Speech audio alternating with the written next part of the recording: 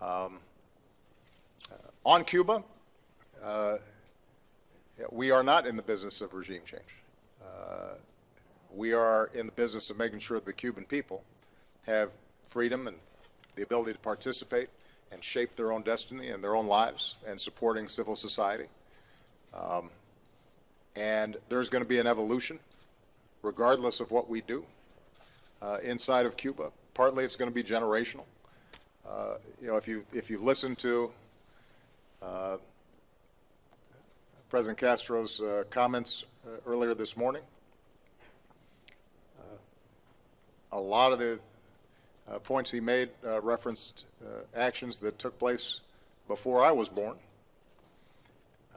And part of my message here is the Cold War is over. There's still a whole lot of challenges that we face and a lot of issues around the world, and we're still going to have serious issues with Cuba on not just the Cuban government's approach to its own people, but also regional issues. But I'm confident that the way to lift up the values that we care about is through persuasion. And that's going to be the primary approach that we take on a whole host of these issues. Primarily because they don't implicate our national security in a direct way. And I think that we have to be very clear. Cuba's not a threat to the United States. That doesn't mean we don't have differences with it, but on the list of threats that I'm concerned about, I think it's fair to say that between ISIL and Iran getting a nuclear weapon and activities in Yemen and Libya and Boko Haram, Russian aggression in Ukraine and the impact on our allies there, I could go down a pretty long list. Climate change, I think our approach has to be one of trying to work with the region and other countries and be very clear about what we believe and what we stand for and what we think works and what doesn't. And so often when we insert ourselves in ways that go beyond persuasion, it's counterproductive. It backfires.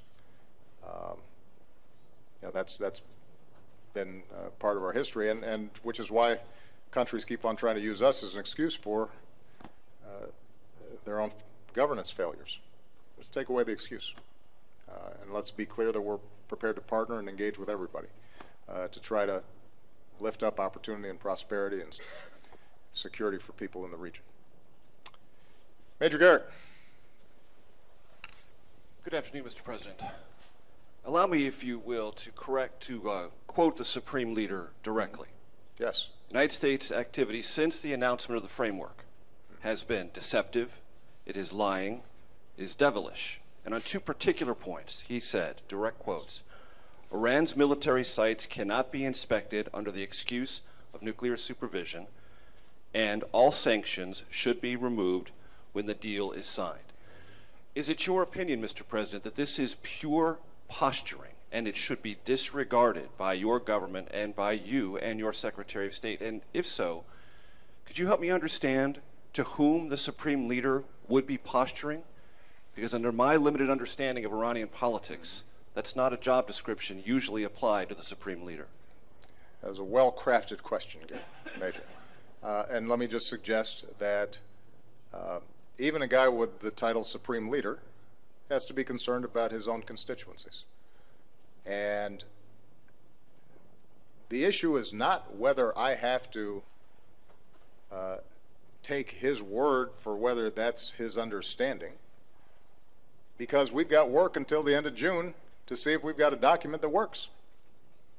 And if that is his understanding and his position in ways that can't be squared with our concern about being able to embark on vigorous inspections to assure that Iran isn't cheating under any program, and that we don't have the capacity to snap back sanctions when we see a potential violation, then we're probably not going to get a deal. So, you know, part of the concern that I have in this debate here, Major, is I don't understand why it is that everybody's working so hard to anticipate failure. The opponents of the deal don't seem to be focused on how do we get to a good deal as much as they're focused on how can we show that it's not possible to get a good deal. And my simple point is, let's wait and see what the deal is. And we'll be able to look. And if, in fact, we're not satisfied that it cuts off the pathways for Iran obtaining a nuclear weapon, then we won't sign it. If, on the other hand, it does, then I will strongly argue, and I believe the American people will support and the international community will support, that it's far preferable to the other alternatives. Now, Major, it's not going to be perfect in the sense that, you know, if you asked Prime Minister Netanyahu or some members of the Republican caucus, or even some Democrats, if you asked me, would I prefer that Iran never did have, will never have even a single nut, bolt, anything related to nuclear power, don't have any nuclear scientists, don't have any capacity to develop it, that'd be great. But that's not possible. That's not achievable. That's not achievable through sanctions. It's not achievable through military means. They're going to have some form of peaceful nuclear power, and that will then pose a challenge for the international community, which is why the political agreement calls for unprecedented framework of inspections that allows us to assure that it's not being used or diverted in ways that could be weaponized. But we're going to have to see whether or not we can get a deal or not. My only question is why we keep on trying to short-circuit the actual negotiations. When they're, we're not disarming. We're not getting rid of our nuclear weapons. We're not getting rid of our Navy. We're not giving anything up. We are simply waiting to see what it is that the negotiators come up with, and if in fact we are able to come up with something that works, then we'll know. And you know, with respect to the Supreme Leader, yes, it's a pretty important title. It's, you know, seems a little more clear-cut than president.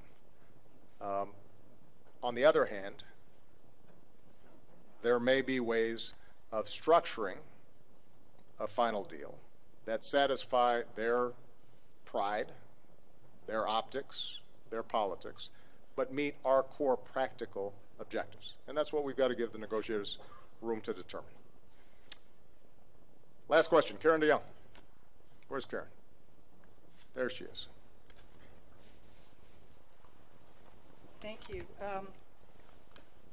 Just to belabor the point on that question, Mr. President, your people have said that the framework agreement, that what's in it stands, that they are not renegotiable points, although the implementation of them can be renegotiated in some way. And I wonder how, within that framework that's already been agreed, how we can come up with something that satisfies the kinds of concerns that he raised. No inspection of military sites, immediate lifting of all sanctions the day that the thing is signed. And also on Cuba, I wanted to ask, as you discussed the state sponsor of terrorism list with President Castro, the Cubans have raised some issues about the 45-day waiting period. I wondered if that came up. I know that your government is eager, assuming that the recommendation is approved, is to remove it and is approved by you, that we move ahead quickly with embassies. The Cubans have raised concerns about that 45 days and how something could go wrong in those 45 days, and it really doesn't give them access to the kinds of things they think they can have once if and when they're removed from the list. Did that come up, and is it your belief that once they're removed from the list, then there is no impediment to go ahead with opening embassies once you approve their removal from the list? Okay. So I'll make one last run at Iran here. There is a political framework, the outlines of which were established between Iran and the P5+1. In some cases, there was great specificity around, for example, the reductions that need to take place in the number of centrifuges in Natanz, or the conversion of Fordow into a facility that does not permit the potential production of weapons-grade uranium. And in other cases, there was language of intent, but the details matter. And how those details are interpreted are going to be subject to negotiation. So it's not accurate to suggest that, and I don't think my team has ever suggested that somehow everything's all done and it's just a matter of writing it up. This is a situation in which we have a framework that is, if implemented, powerful and will achieve our goal of making sure that Iran doesn't have a nuclear weapon. But the details make a big difference, how they're structured. And I guarantee you there will be some tough negotiations around that. And that's what I said the first day when we announced that we had an agreement. And that's what we've continued to say. So there's really no contradiction here. And keep in mind that when we started this process off, even with the interim agreement, when we signed the JPOA way back at the beginning of this whole thing, there was a similar back and forth in terms of interpretation of how this was going to be implemented. You know, the Iranians were saying that's not true, and we were saying this.